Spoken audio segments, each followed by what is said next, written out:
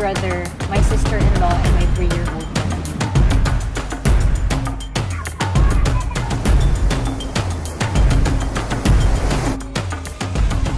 You will be placed under arrest on the charge of disorderly conduct. I'm just a youth. I'm just standing here with my small voice to this big corporation.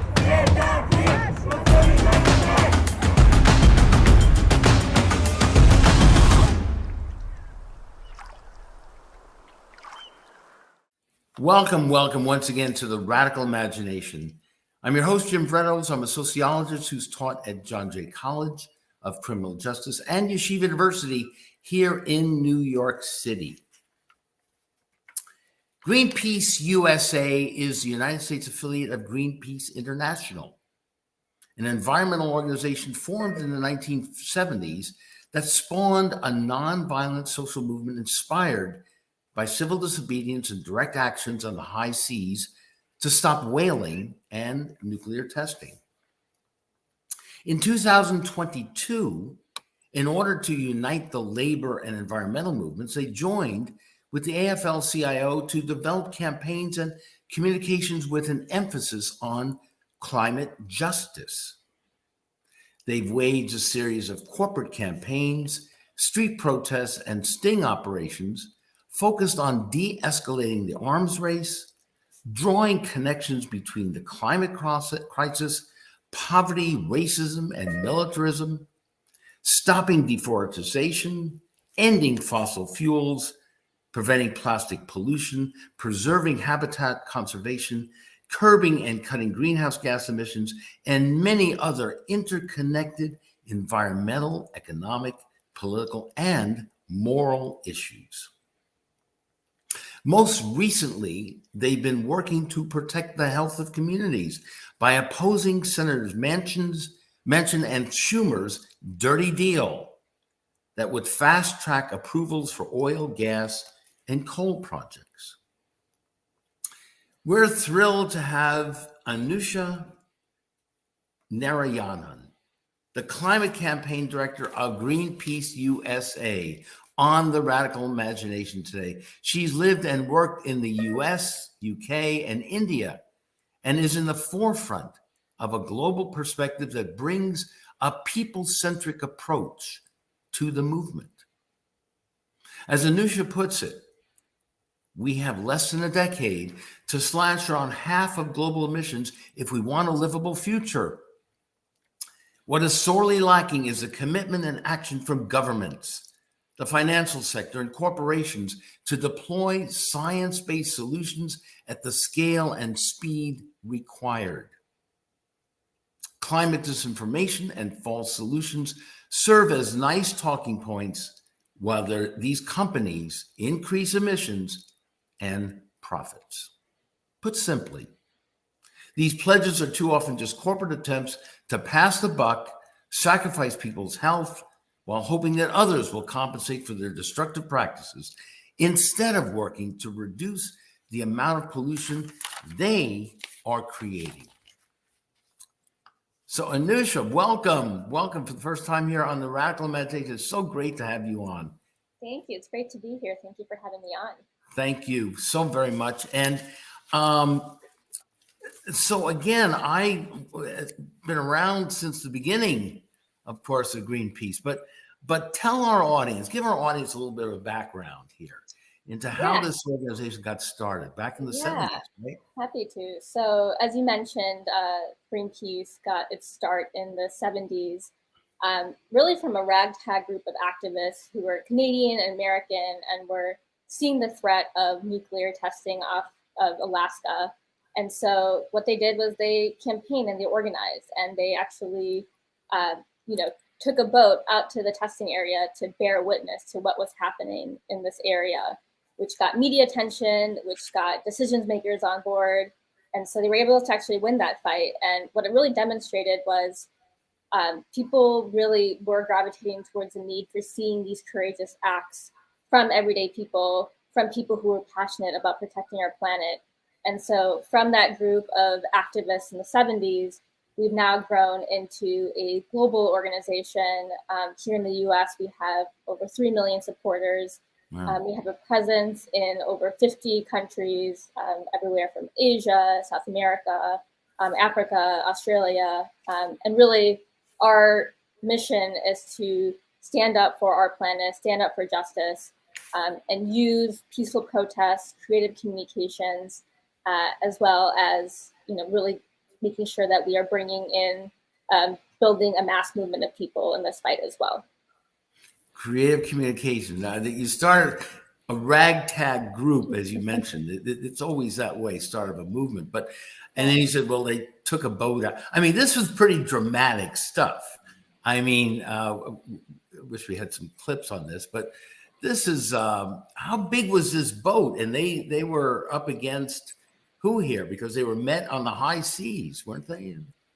Yeah, yeah. And Drama, background to this incredible drama that caught the attention of the world. It really did. yeah, I mean, I think for people, they saw that like this group of activists were really, they had a lot of personal risk, right, involved in this. And I think what we've seen over the years, especially with this action that really helped start this thinking, is that when people see risk, when people see these high stakes things, and people see you don't actually just have to sit back and allow companies or government institutions to be able to harm our planet, you can actually do something about it. I think that story really evoked a lot of passion from across the world when they saw this really radical act. And so that's, I think, what really has spurred this Greenpeace movement. But so that was a strategy from the very beginning to highlight the gravity of the situation, correct? I mean, by events that caught people's eyes and got their attention. Why is that so necessary to do? Have we all been so pacified and bought into and bought off by corporate political elites as we just say, well, what else can we do here? And so on. So tell me a little more. Again, the strategy is one of creating a sort of dramatic response to what is perceived to be certainly an environmental crisis, and then working also lobbying legislative practices as well. So it's a combination of both, correct? Correct. Yeah. I mean, I think especially in the U.S., people have been seeing attacks on democracy. People have been seeing the role that companies, special interests like big oil, have on our politicians, and how much access they have to our politicians, both through the amount of money that they give, but also all the lobby that they do in Capitol Hill. And so when you see all that happening, like you said, you start to think like, oh, this is the way the system works. And I think it takes groups like Greenpeace to show that we don't actually have to settle for the status quo, that we need to be the people who are shouting from the rooftops, building the pressure, bringing people along to show that actually our institutions should be working for us, not against us. And I think the other part of this is that, a lot of politicians, a lot of these companies that do harm on our planet also tend to make it seem like the issue is a lot more complicated than it is, right? So they'll talk about all the different permitting processes or all the different bureaucratic processes, all of the scientific reasons that they might be giving that's not totally based on what most academics might be saying. And so they're creating some of this disinformation, they're creating confusion. And so when I mentioned creative communications before, I think that's also why I'm inspired by the work of Greenpeace. Is it's taking super complicated seeming issues and breaking it down so that the everyday person can see themselves in that story, understand what the root cause is, and then also be able to identify what's a way that I can get involved, what's a way that I can make a difference. And I think it's really interesting when we do simple actions or demonstrations that really break down these issues in a way that is accessible to people. Right, right. Well, we're certainly not trying to make it simplistic, but it's not that super complicated, is it? I mean, it's about profits. It's about, if you want to use a little more moral terms, if you will, it's about greed. Mhm. When is enough enough? The hidden exploitation of people around the world is certainly not something we're exposed to. Mass media. We let me throw that out at you too. We just had, of course, the passing on of the Queen in England there, and there's all kinds of talk about breaking up the Commonwealth. And do we know much about that history as Americans? We don't know the history, and it's still going on, of course, of the exploitation of people and the use of wars and militarism to maintain control over vast resources still in the world, in Asia, in Africa, in India, subcontinents, and so on. So that's part of it also, isn't it? An educational process. And let me just mention or ask you, what is your opinion about breaking up of the Commonwealth? I know you might have some personal interest in here. Yeah. Yeah. Okay. That was a Yeah. I think lead on question there, but go ahead. I think as someone from India, we are ready to not have to continue to be indebted to a empire that still owes us quite a bit of money, has created, so much turmoil from where my family is from. And I was having this conversation with my dad where it is like, we haven't even gotten the apology, right? And so I stand by this is an antiquated system, and there is much reparations that the United Kingdom owes to many, many, many countries. Yeah. And I'm curious, your conversations with your dad, what's that about? What is your father? Yeah. Does he disagree with you a little on this, or? He definitely agrees with me. We were even having disagrees? conversations about Okay. his school days in India and the history that he learned. And the history that he learned of India was still based on the history that the English used their PR firms to basically, pass along to the entire nation, because so much of the education system in India is still based on from British rule. Right. And so I think for him, he was making the connections of, even though India is no longer colonized, in so many ways, the British influence is there, and it's going to take still, generations for India to still have full sovereignty and be able to have the independence from, an empire that colonized them and it pillaged them in many ways. Do we really have generations? I mean, I'm being a little provocative here. Yeah. Same thing, of course, with America too, and many of the other European countries. I mean, the information is out there. Is the structure of colonialism still intact enough, as you say, to keep things the way they are for foreseeable future? Places like India? Yeah, and that's not to say I don't have hope. I do have hope that I think people in India are, especially young people, they are fighting for more democratic processes, more access to economic opportunities.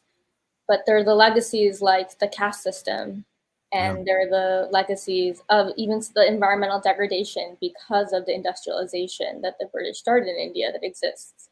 Like my really personal story is just going to the beaches in Chennai, where my family is from, and where my parents spent so much time and loved going to from when they were kids. And even just seeing how much that ocean and how much that beach has changed in just my lifetime. And I go there now and it's mostly sewage, it's plastic pollution all along the beach walk. And these are things that it is because of the petrochemical industry. But I think a key part of the climate crisis is that this is an intersectional issue that's been brought to us by a lot of the systemic problems that we've seen from colonialization, from industrialization. And so we can't just neatly separate these issues out. And because they're so related, all of these systems that put us in this crisis in the first place are interlocked. And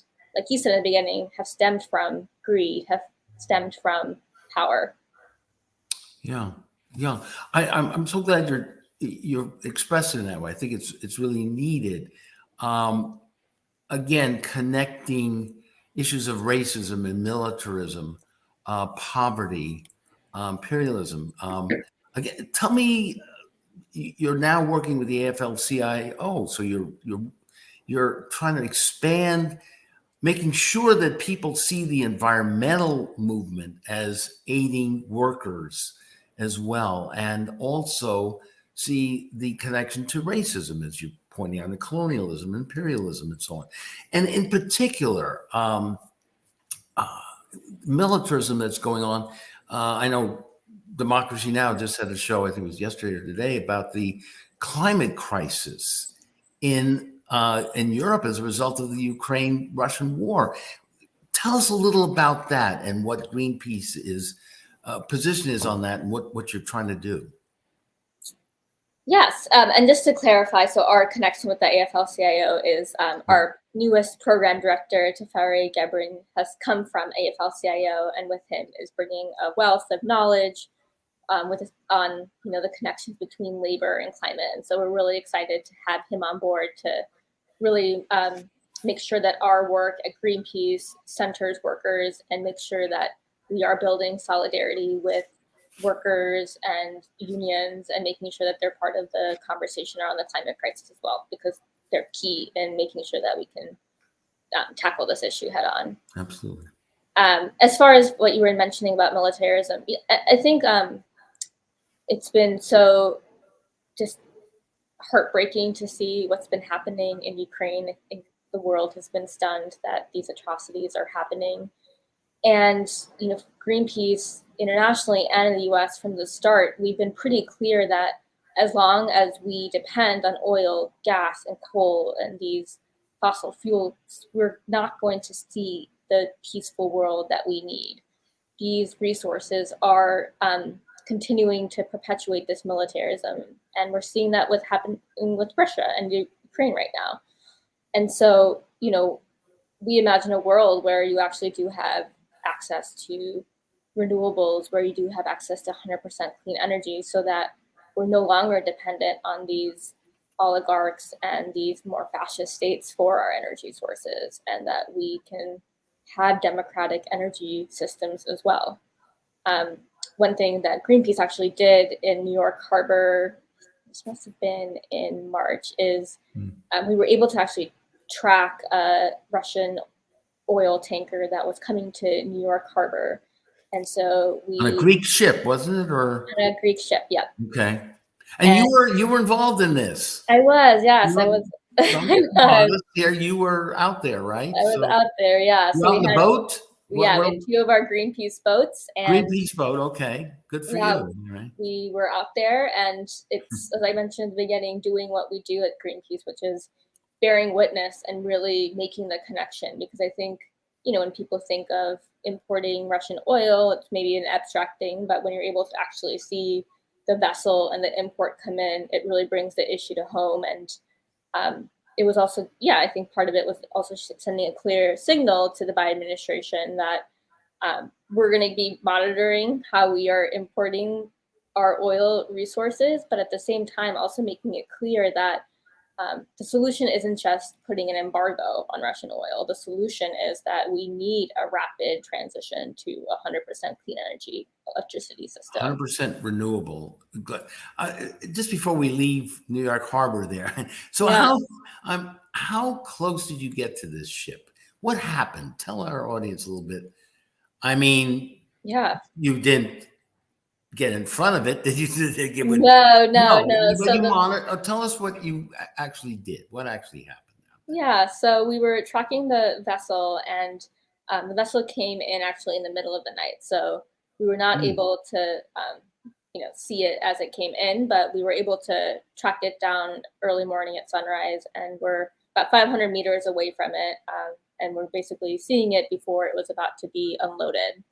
And able to just capture the footage of you're seeing the New York skyline, you're seeing this vibrant city of Right. modern like urban area, and you're able to see that symbol. You're seeing the Statue of Liberty. We were able to get really close to the Statue of Liberty as well, and at the same time, you're seeing this tanker that came in from Russia, and so I think seeing that imagery that's pretty powerful of how we have this, all these very symbolic American things, and at the same time, we're seeing Yeah, this. yeah. And they're Yeah, trying to sneak this stuff in the middle of the night. yeah. The other thing. Wow, very interesting. So you uh, do you train people who work for you, volunteer for Greenpeace? How does that work? How does that operate in terms of people getting in touch with you, saying that they want to work with you, and so on? What's the next step? Yeah, so there's a couple different ways. And so with Greenpeace, what's really exciting is that we see the tools that we have around creative communications and peaceful protest not being things that we feel like we need to ourselves only be equipped with. We want to build a strong movement of activists who are all well equipped to use these skills and can use this for their own work, even if it's not related to climate change, right? Like we would want someone maybe working on immigration or working on reproductive rights to also be able to have these critical activist skills. And so one thing that Greenpeace is known for is these action camps that we have, which are camps where we're able to train activists in really cool skills like climbing, creative arts, so like sign making and making great banners, doing blockades of really like critical peaceful protest skills. And so that's one way that people can get involved and activists can get involved. And what's also really cool about those spaces is that it really brings people from all parts of the progressive movement. So as I mentioned, it's not just people who are necessarily working on Greenpeace issues, but seeing people working on Black Lives Matter, or really it's a cross section of people who are attending these. And then the other way, sorry, do you have a question? No. I was just, as I was listening to you, though, that it builds a sort of continuity and comradeship, and very important because people have questions, hey, listen, I've been through some of this myself, and it can be scary. Yeah. You cross that line, you're going to get arrested, and so on, and so it's easy to be intimidated. So you've got to work on that as well with people.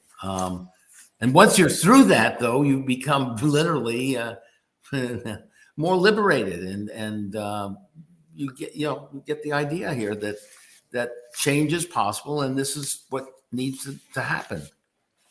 But to totally make right. Totally right. It's about the skills, and I think more importantly, it's about community. It's about knowing that you're surrounding yourselves around people who share your values, and also people who you feel like have your back. Right? You're learning hard things, like you said, that things that might make you feel more vulnerable. And I think being in that more vulnerable setting is a critical step in building community and in building that trust with one another. Absolutely. So that's one way to get involved. And then I think the other thing, when people think Greenpeace, they think, oh, I have to be ready to jump off of things and climb things and be in a boat. And that is really, some of the things that we do, which is exciting, and we need to do that. We need activist support in doing that.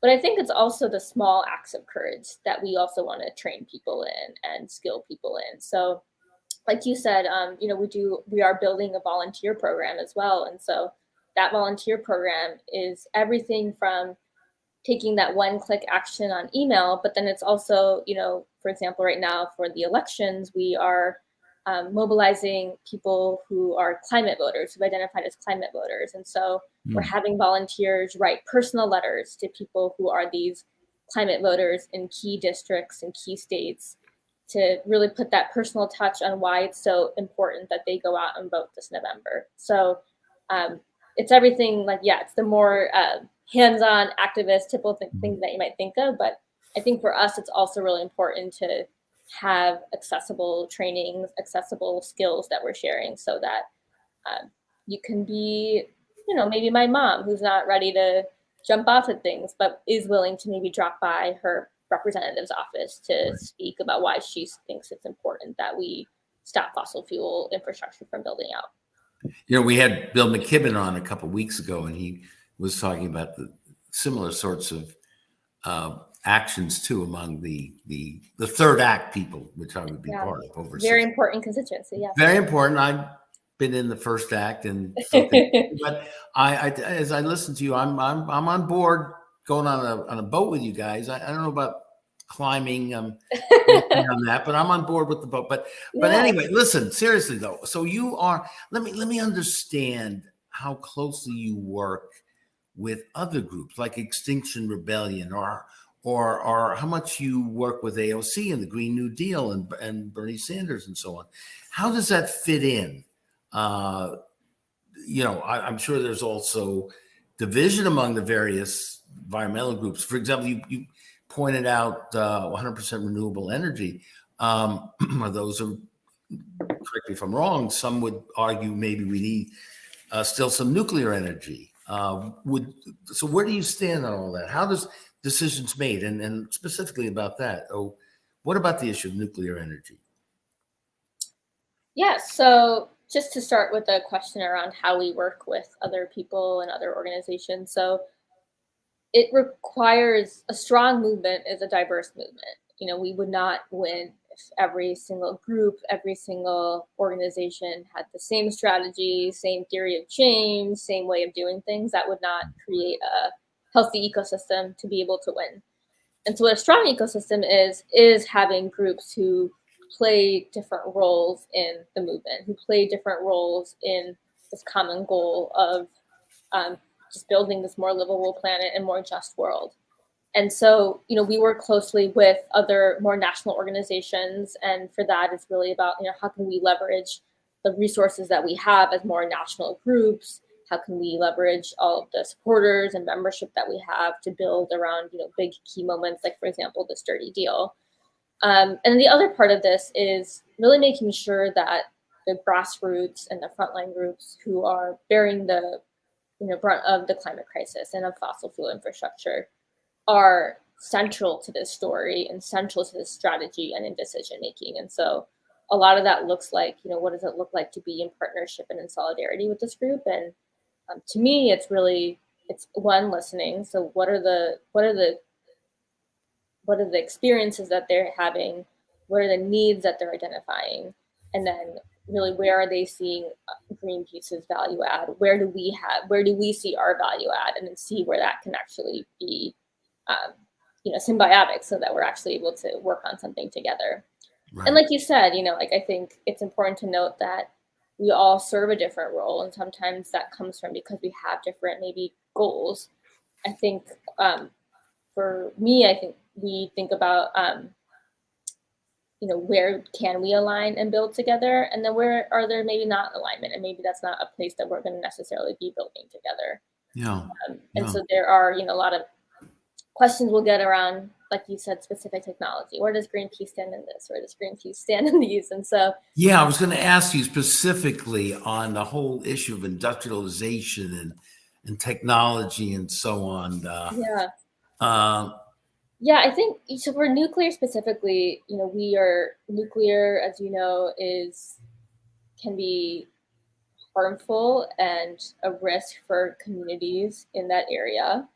It also is incredibly expensive and can be a huge burden for taxpayers, and also requires a lot of regulation, and we need a lot of strong governance. And so where we stand for Greenpeace is not necessarily being proponents of new nuclear. Mm-hmm. And then for other technology, there's so many things that are coming up, and also, for example, like, Silicon Valley is now interested in all of these different new clean energy technologies. And where we stand is technology that is going to be clean is not going to expand the use of fossil fuels, and is going to put us in the path towards reducing emissions. And so an example could be things like direct air capture. So we do know that we need to reduce emissions, and that we have reached a point where we might need to consider how are we also not just reducing emissions through renewables, but where does direct air capture fit in all of this? And for us, it's really not thinking about the technology, but it's thinking about what is the use of it.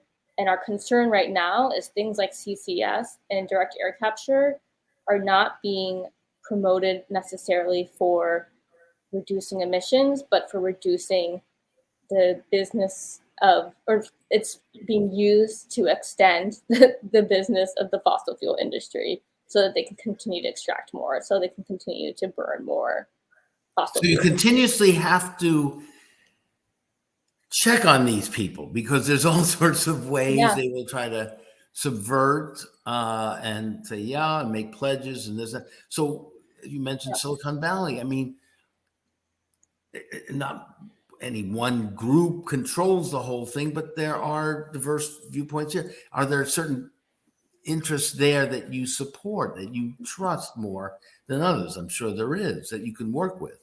But as a, in general, do you trust Silicon Valley to lead us or help work with us toward this sort of clean technology, clean policies? Yeah, for us, we are not ever going to say we completely will never work with someone. That is not where we come from. But we do want to make sure, though, that we are not repeating the mistakes of the past, even in the deployment of clean energy for our energy system. So, what happened in the past was basically, let's have no community input on where we are building things. We are not going to do any kind of analysis on the health and climate impacts. We will not have much, limited governance and limited regulation on how this could be deployed. And the benefits are going to go more towards the actual companies versus the consumers and the communities. Those are things that we don't want to repeat. And so it's not saying that we are against Silicon Valley, but Right. we want to be careful that, actors in Silicon Valley, even for the clean energy revolution, aren't going to repeat some of the similar, capitalist things that happened in the last century. We don't want to repeat how we built the energy grid from the last century. We want to be better. We want to have it be more just. We want to make sure that everyone benefits from those systems. Right. That's great. And you could obviously draw this up. You have protocols or ways of critically analyzing that and so on. Let's get down to this most recent venture, the dirty deal. Educate us about that now with Senators Manchin and Schumer. What's going on there? This was part of the Inflation Reduction Act, and so many went along with that. But again, we've got to look behind the scenes, and so what is it you object to, and what is happening with these two characters creating a dirty deal here? What does that? Yeah, happy to maybe provide some background context Please. of how we got here.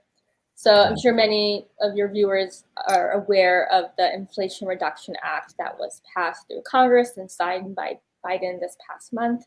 Mm-hmm. It's a historic level of investments in clean energy and climate funding for our country. It's a great start to get to, this vision that we've been talking about. And of course, it's not perfect. It has, carve-outs for the fossil fuel industry and handouts for them as well. It mandates leasing in the Gulf, Appalachia, in Alaska, which is not the direction that we need to be going. And so, it's a mixed bag, but it is good that we are having investments in renewables.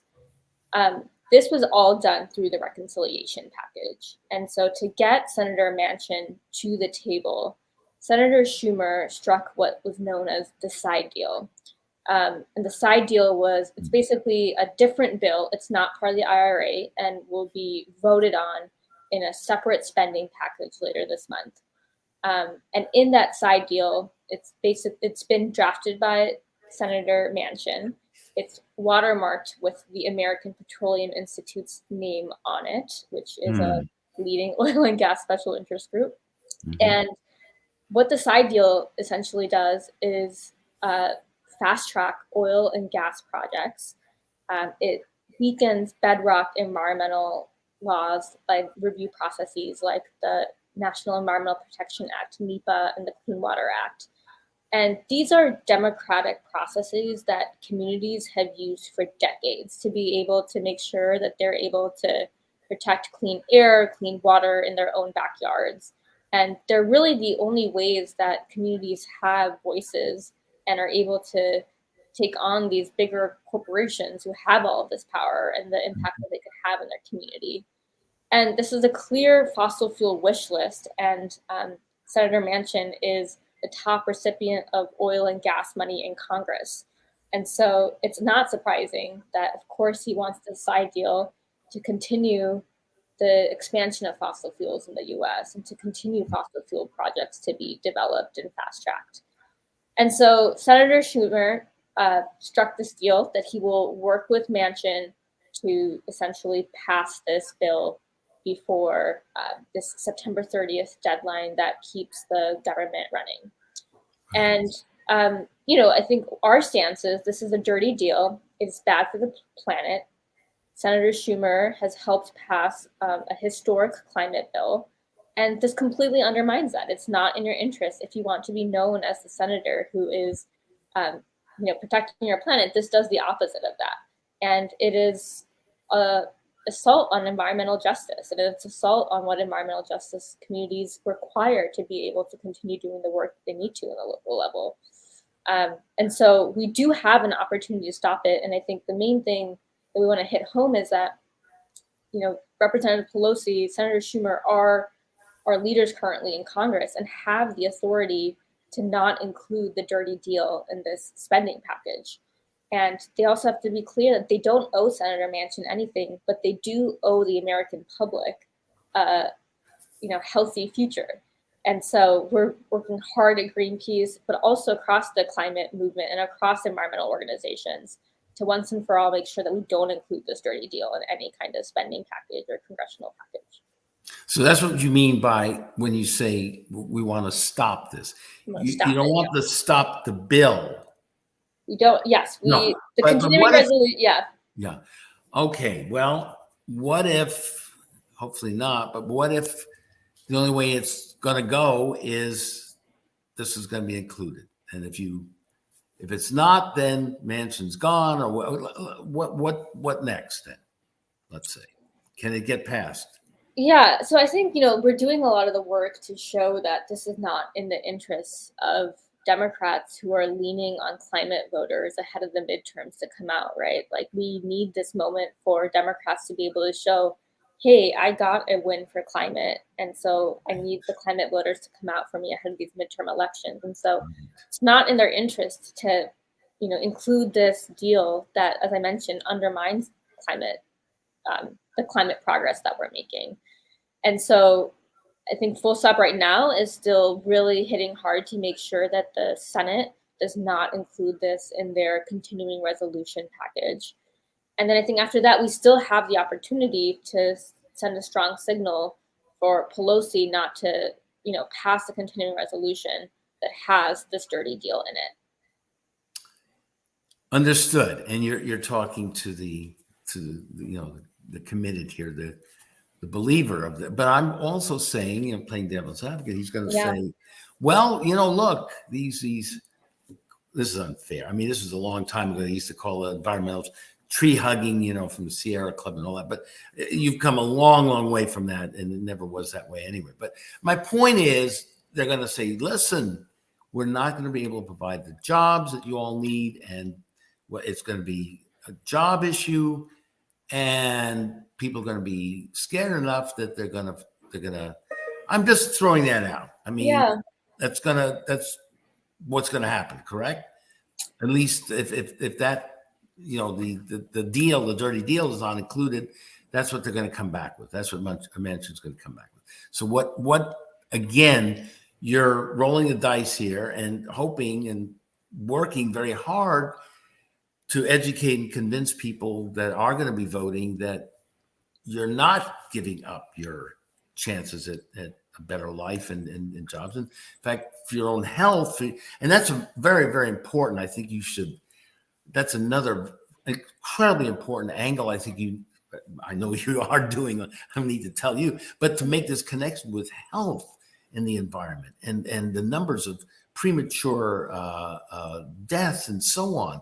I mean, I think that hasn't been hit enough in the movement, and people have to come to grips with that. This is not just about some pie in the sky, little cleaner air. This is about your health. This is about whether you're going to live or die, and how long you're going to live and die. But anyway, I just want. Yes, no, you're exactly right that when we talk about climate change, we have to talk about the public health ramifications. In 2018, globally, over 8 million people died from fossil fuels. Fuels. And we should not accept that anymore. And we should not be living in a world or have politicians tell us that we have to choose between our health, or we have to make these false choices, right? We can have a healthy future. And, even to your point on jobs, I understand where that talking point comes from, but, with the Inflation Reduction Act, it does include all of these incentives for building out a clean energy grid, and will include a down payment for good union jobs to be able to transition that way. And so the jobs angle is important, but I think it's also important to understand, like Senator Manchin might say that, but Senator Manchin's also the same senator who accepts all of this money from oil and gas CEOs. And it's the same CEOs who have been both having record-breaking profits off of this war and are also have had massive layoffs since the pandemic, and are also, not necessarily, treating workers the way they need to be treated right now. And so I think we should not be listening to politicians who accept this money and tell them that they are looking out for the worker. I think that's so important. And I do think you have to not, of course, you're not doing that, but we should be divided by age as well. But we are talking about a lot of older politicians operating under antiquated narratives, right? It's again, I bring back the queen here. Well, I'm not bringing back the queen, but the memory. I mean, rest her soul and all that business. But these are antiquated narratives. We must move forward. So in that context, you were talking about voter registration or making sure you get people out that can make a difference. Young people will make a big difference, won't they? They got to get out there and vote, right? Young people are critical in this fight, and they're Absolutely. also people are already. I don't want to discount the fact that people are already facing the impacts of climate change. We saw what was happening in Jackson, Mississippi. You're seeing what's happening in California. All of these things are already happening in this world, the current structure. We can imagine that unless we take drastic action, it's only going to get worse. And the people who are going to be impacted the most are young people. And young people are also the people that give me hope. It's seeing all of these young climate activists from LA to, people globally who are not taking the status quo approach and are challenging their governments and are challenging companies to make sure that they're not selling out their future. So I think you're right. It's young people going to the polls, understanding that their vote is critical in combating the climate crisis, and also just how important the climate vote is. In 2016, there was about, I think, 10 million climate voters who did not go out to the polls, who then did in 2020. And so that's you can't have it. Yeah. Sorry. I mean, is it the cynicism? Is it, how, what's behind that non-voting? It's got to begin to sink in that makes a difference.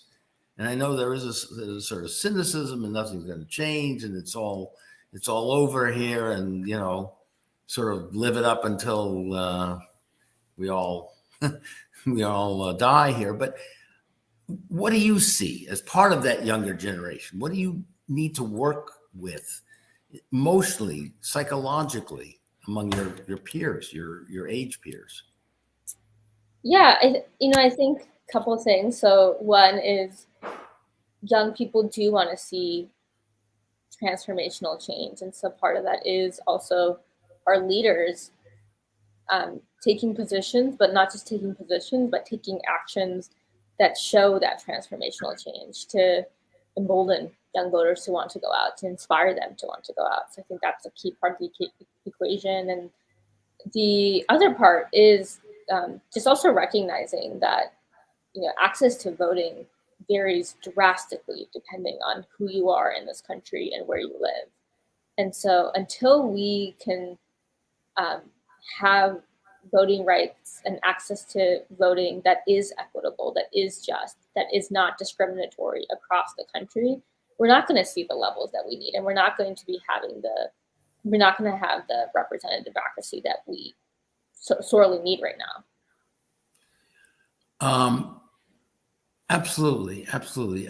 Again, I think the goal is to mobilize and to divert people from the cynicism, and it's easy to get into that sort of rut.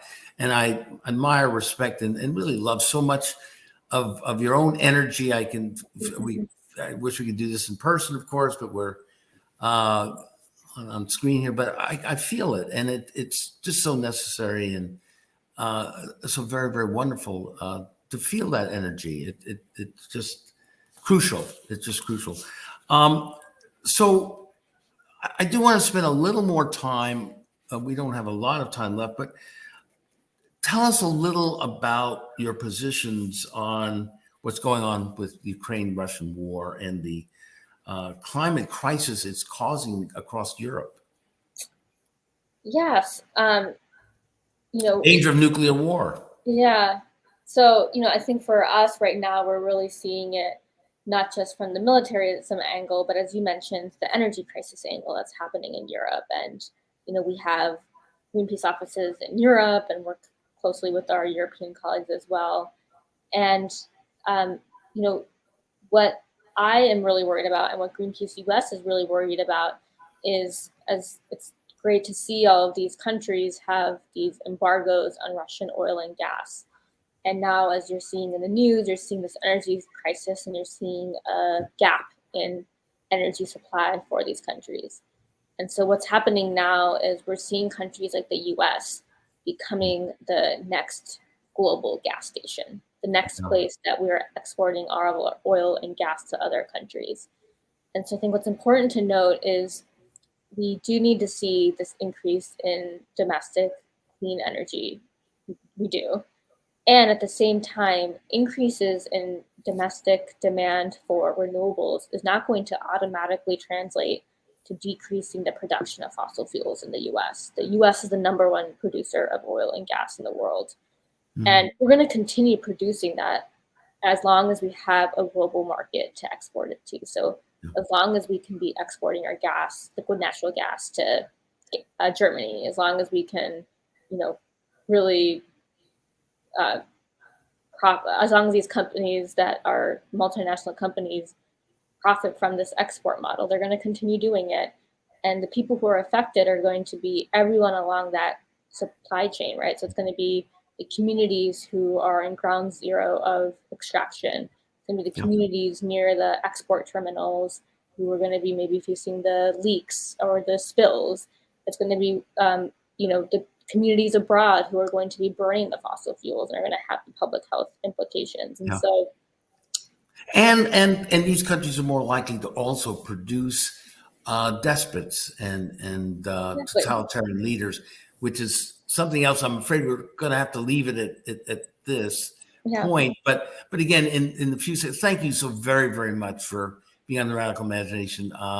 You got wonderful energy, tremendous. Just good feelings, and we appreciate so much you appearing on the Radical Imagination today. Tell us how we get in touch with you. Thank you so much for having me. This was such a great conversation to have. So the best way to get involved and get in touch, especially in this critical moment around the dirty deal, is to go to greenpeace.org and you can sign up for our email list. You can sign up on ways to volunteer and raise your hand and take action. I would say that's the best way to get in touch with how you can get involved with Greenpeace. Yeah. Okay. You know how to get in touch with me? Send me a T-shirt next time you're out in New York Harbor. I promise I'll be there. That sounds great, Jim. We'll have you there. I'm a Yeah. New Yorker, so I'll be there. Love you so much. Thank you so very, very much. Thank you. Yeah, and please send me over your mailing. I will. We'll Thank talk. you. We'll talk. Right. Thank you so very, very much. And thank you all so very, very much for watching us this week on The Radical Imagination. See you next week. This is Jim Fredos.